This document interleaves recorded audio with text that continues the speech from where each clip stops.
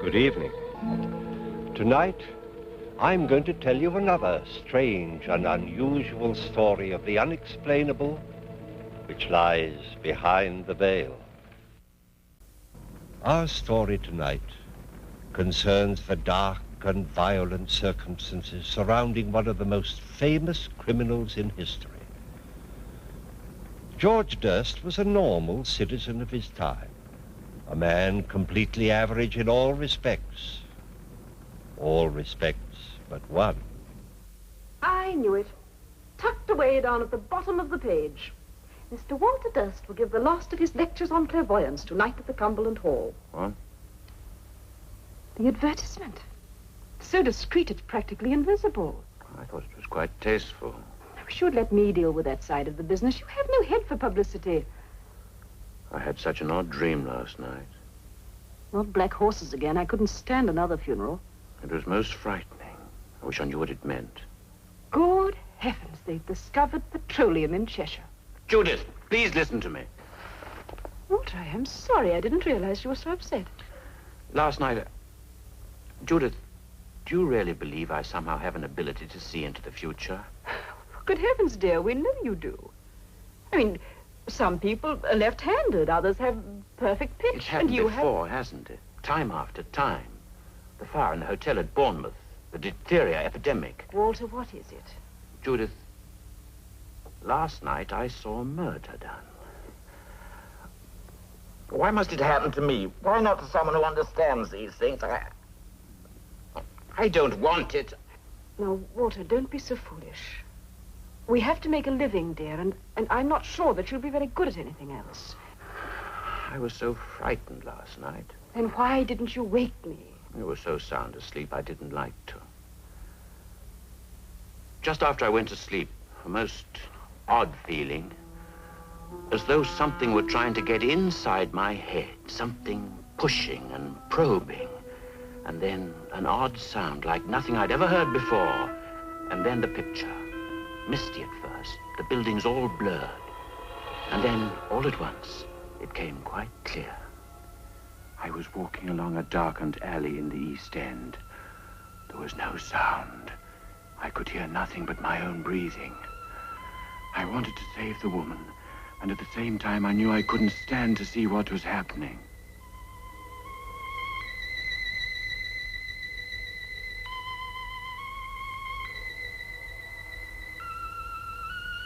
Suddenly I found myself outside some horrible drinking house. I remember hearing the ticking of a clock. I knew it was important to see the time. My body floated as though it were no more than mist, and the light at the corner of the lane seemed to draw me to it. I felt as if something were guiding me, begging me to look up at the street sign. Bucks Row. I saw it quite clearly, and yet I'd never even heard of the place before. I wish I knew what it all meant. Darling, why should it mean anything? It's probably just an ordinary old nightmare after all that lobster you had last night. No, there was such purpose to it, almost as though I'd been made to see it for some reason. In the early hours of this morning, Timothy Durrant, a cart driver, was returning to his lodgings in Whitechapel when he saw what he thought was a tarpaulin lying in the gutter. Crossed the road for a closer look, only to discover that it was a woman lying there. A lighted match revealed that her throat had been cut. The body has been identified as that of Mary Nichols, 42, a woman of unfortunate reputation, who had last been seen alive but very drunk just before 2:30. The police surgeon has stated that in addition to the throat wounds which caused death, the body had been almost completely... Does it say where it happened? Yes. The body was found in Bucks Row. Judy. The doctor also stated that, in his opinion, the crime had been committed by somebody with considerable knowledge of surgery. Yes, the surgeon's knife, the scalpel. And moreover, it was the same person who brutally murdered Martha Turner 3 weeks ago on the night of August the 7th. An inquest is being held. All the details. Walter, you've got to go to the police. The police? There can't be any motive for killing these terrible women, so the man is probably mad. Don't you see there may be more murders? More dreams. Walter, think what it would mean if you could go to the police and tell them exactly when and where the next killing would be. No, I won't have any part of it. It's nothing to do with me. Walter, that is a disgraceful attitude. The seeing of justice done isn't merely the business of the police. It's the responsibility of every member of the community. Why, it might mean the saving of countless young lives. Oh, they were hardly young. Walter, it is your duty to go to the police. All right. I suppose you're right. As usual. And, darling, think of the publicity.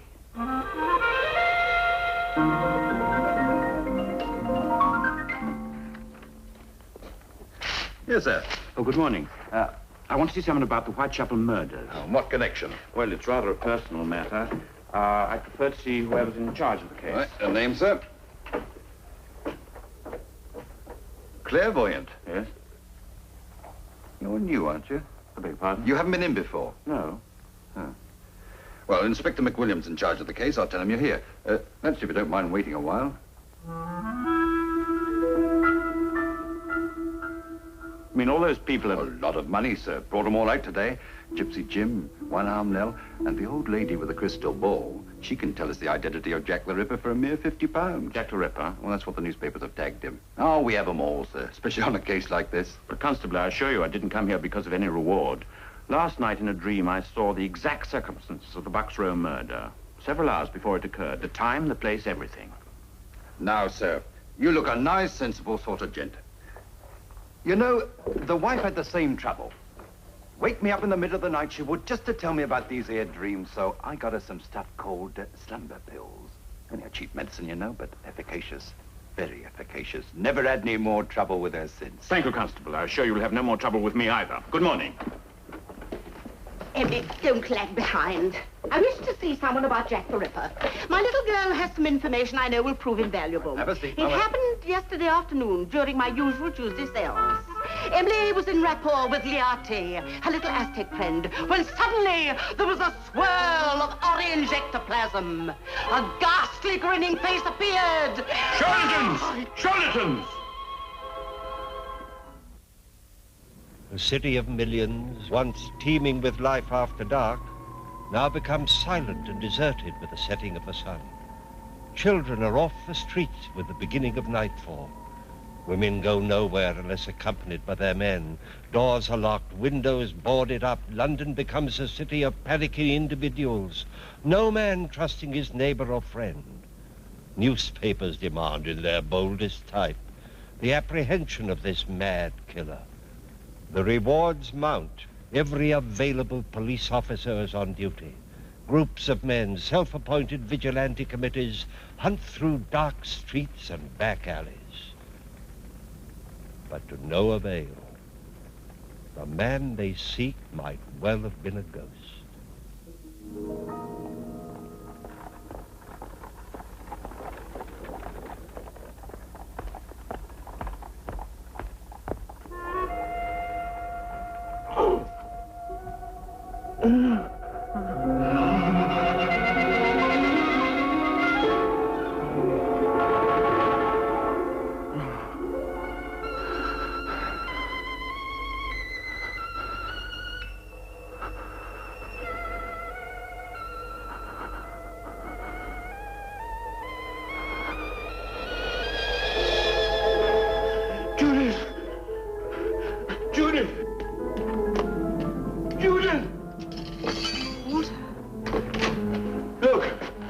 Look at my hand.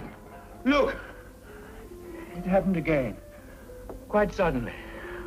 I saw the body. He'd cut an ear off. It was lying in the gutter. I picked it up. You see, the blood's still on my hand. Walt. No, I won't wipe it off. They can see it at Scotland Yard. It's a manifestation. They'll have to believe me. Walter, it's your blood. You must have What? dug your nails into the palm. No.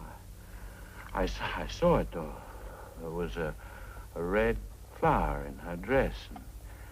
And she had a bunch of grapes. And she was still clutching the bunch of grapes. My dear, you must eat something before you go. Go? Where? Oh, no, not the police.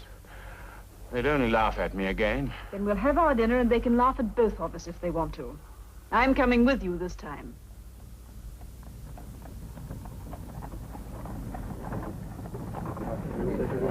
First, please. Thank you. 2 pennies. Yes, madam. First, please. I think I've got some pennies. Change at Oxford Circus and take... What? He's here. I can feel it. Somewhere quite near. Oh, what are you talking about? Jack the Ripper. He's here on this bus.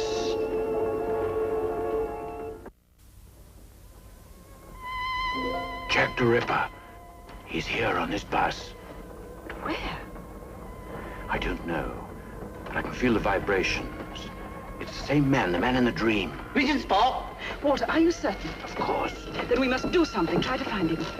It's vanishing. It's fading away. Regent Spock. Walter, quickly. What, Judith?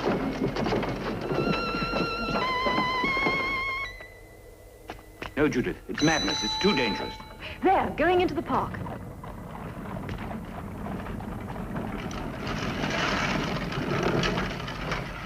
Walter, don't stop me. Which way did he go? I don't know. I can't feel it anymore. Well, try. Concentrate. You must. It's no use. He's gone. It just isn't there. Oh, he's so close. Well, I'm sorry. I couldn't help it. Besides, it would have been madness. Now, I think we ought to go and tell the police.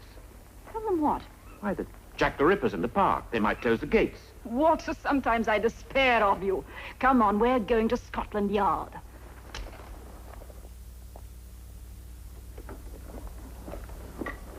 Oh, I didn't expect to see you here again, sir. I want to see Inspector McWilliam, isn't it? He's busy. We're trying to find someone called Jack the Ripper. Perhaps you've read about it. A constable. Walter, let me. Constable, today is the 30th September. It is? And it may be remembered as the day that Jack the Ripper committed his 4th murder. That is, if you just stand there and do nothing to prevent it. Ma'am, I have my orders, that's all. But please, you must let me see the inspector now. This afternoon, I had a vision of a murder that I know is going to take place tonight. You must understand, we can stop it, otherwise the blood will be on my hands as much as... Walter. So a woman will be found dead tomorrow, with her ear severed from the head. What did you say? I saw it in the dream. The ear was lying beside her in the gutter. Constable, this way, ma'am. I'm Inspector McWilliam. What's all this about a dream? My name is Walter Durst. I'm a professional clairvoyant. Perhaps my card will do. Now, what did you dream? Well, I imagined I was walking along a lane in the East End. There was a woman, her throat had been cut, and the ear was lying beside her in the gutter. It's not the first time, you see. The night that Mary Nichols was killed, I saw it just as it happened. The time, the place. When did you send the note? What? The note you received this morning. Oh, I haven't sent any note. I have been here before. The constable will tell you. I'd like a specimen of your handwriting. Sit down, Mr. Durst, will you? Oh, I don't see what my handwriting's got to do with it. Please write. Well, what shall I write? Just 3 words. Dear old boss. Dear old boss. I wish you'd explain. Mr. Durst, you didn't by any chance dream the location of this murder? No, not this time, but I'm sure What do you mean, can not this time? Well, I told you, the other dream, the night that Mary Nichols was killed. But you didn't write to us last time. I don't know what you're talking about.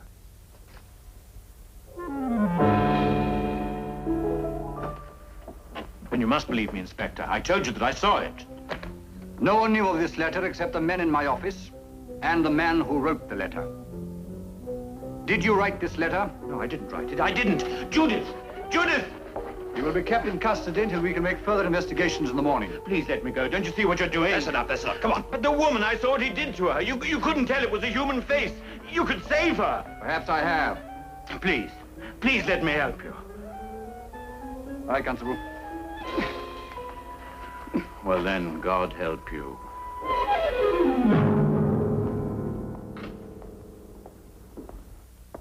What time is it? Are you still awake? The time, please. They took my watch away. Oh, I don't know. It's a bit after 1. You better get some shut-eye. Not this night. Tell Inspector McWilliam to have a good night's rest.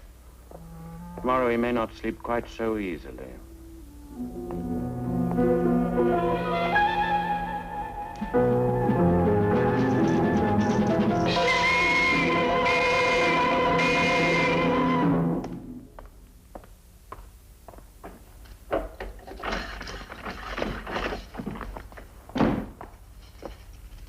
All right. They want to see you at the yard. Can you hear me?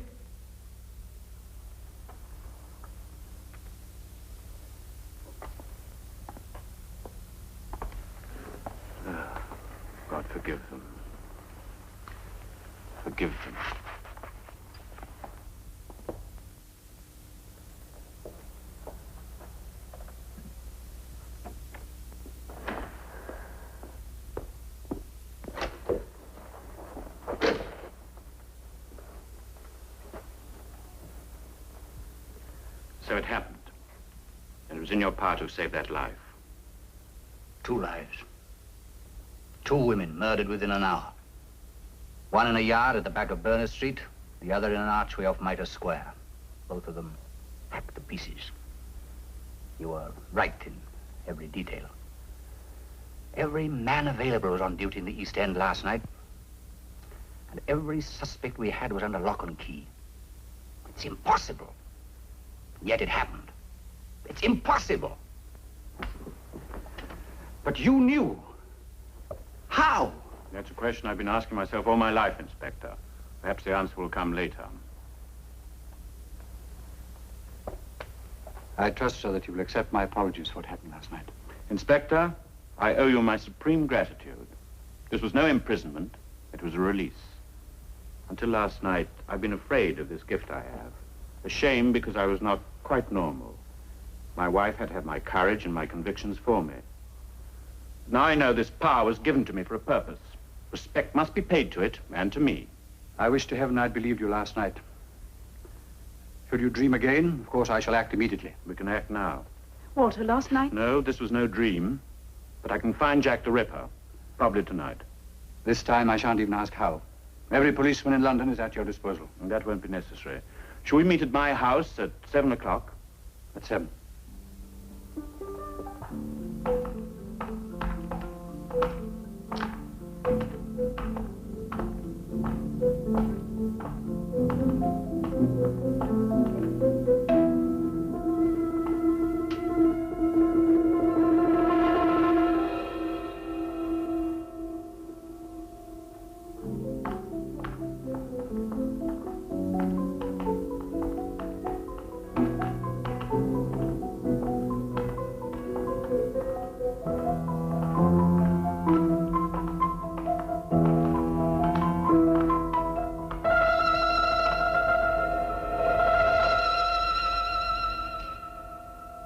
This is where the Ripper lives.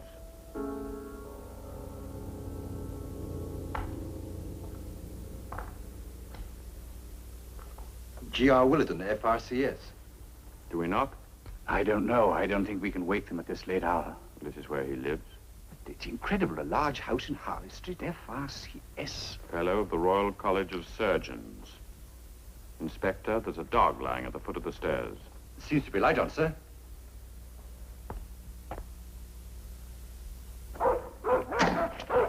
Hagen. Hagen, be quiet.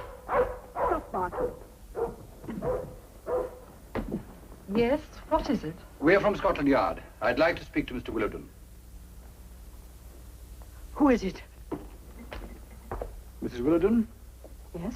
I'm Chief Inspector McWilliam, Mr. Durst. I'm sorry to disturb you so late, but we should like to ask you a few questions. I must ask you to leave. It is very late. Mrs. Willardon, this concerns the Whitechapel murders. It would be very easy for me to get a search warrant. The police? Mr. Willardon? No. My name is Hatherley. I'm Mrs. Willardon's doctor. May I ask the reason for this visit? I would like to see Mr. Willardon. That's impossible. Will you come into the library, gentlemen?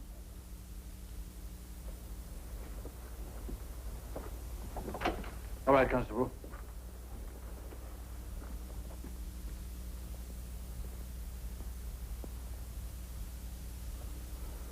The funeral is tomorrow. I'm sorry, Mrs. Willardon. When did this happen, Doctor? Cerebral hemorrhage late yesterday afternoon. You can understand why Mrs. Willardon is very distressed. I should like to see inside. Inspector, this is outrageous. I insist you take your men and leave this house instantly. Did you sign the death certificate, Doctor? I did. May I see it, please? It's not here. It's at my surgery. Why did you come here? We have reason to believe that your husband knew something about the Whitechapel murders. Why? I'm not at liberty to say.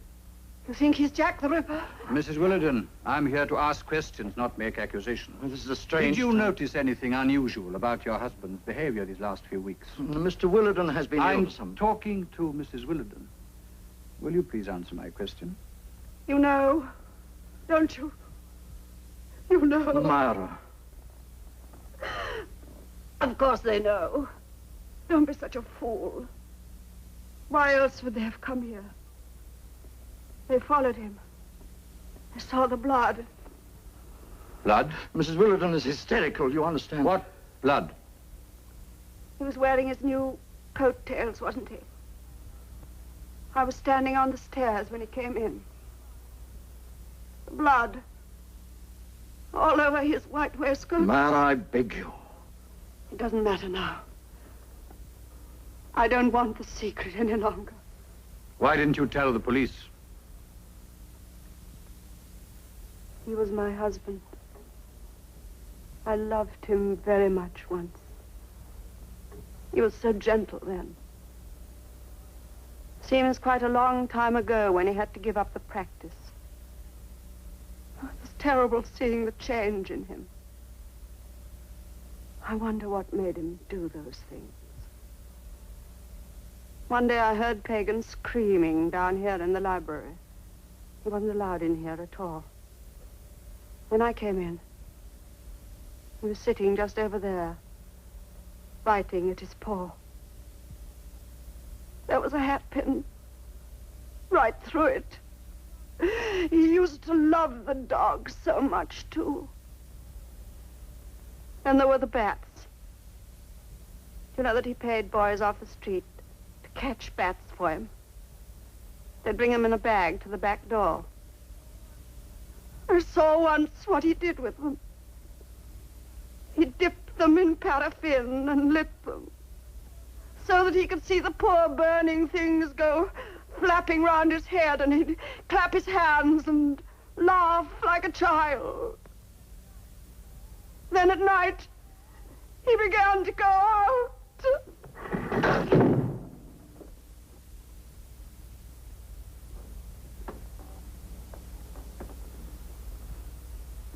So, the funeral is tomorrow. Yes, to all intents and purposes. The obituary notice has appeared in the Times, and a few relatives have been invited to a simple service in the morning. Where is he, Doctor?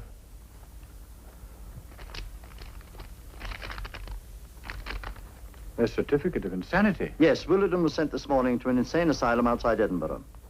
May I keep this? You will find it registered and in order. You realize what this means? Yes, of course. Yes, once certified and committed to an institution, a person is beyond the jurisdiction of the courts. Not even the law can touch Willardon, no. Well, there's nothing more we can do. No, it's better. We should never know. And now, if you'll excuse us, Inspector, it has been an agonizing ordeal for Mrs. Willardon, and she has to rise early in the morning for the funeral. Inspector, is it a terrible thing to hope there will be more murders in Whitechapel? Dr. Willardon was beyond the reach of English law. His guilt or innocence could never be proved. But strangely enough, the slaughter in Whitechapel ended that night. Jack the Ripper never claimed another victim.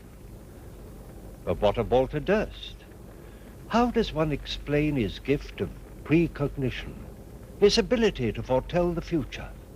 How could he foresee in such detail the victims and the circumstances surrounding their deaths? He'd never seen any of the women involved. He'd never even been to the places where they met their death. And most of all, how was he able to lead the police to a man he did not even know existed? There is no explanation known to us, but this we do know. On that night, over 70 years ago, ended a reign of terror unlike any known before or since. Please join me again for another journey into the world of the unexplainable, which lies behind the veil. Good night.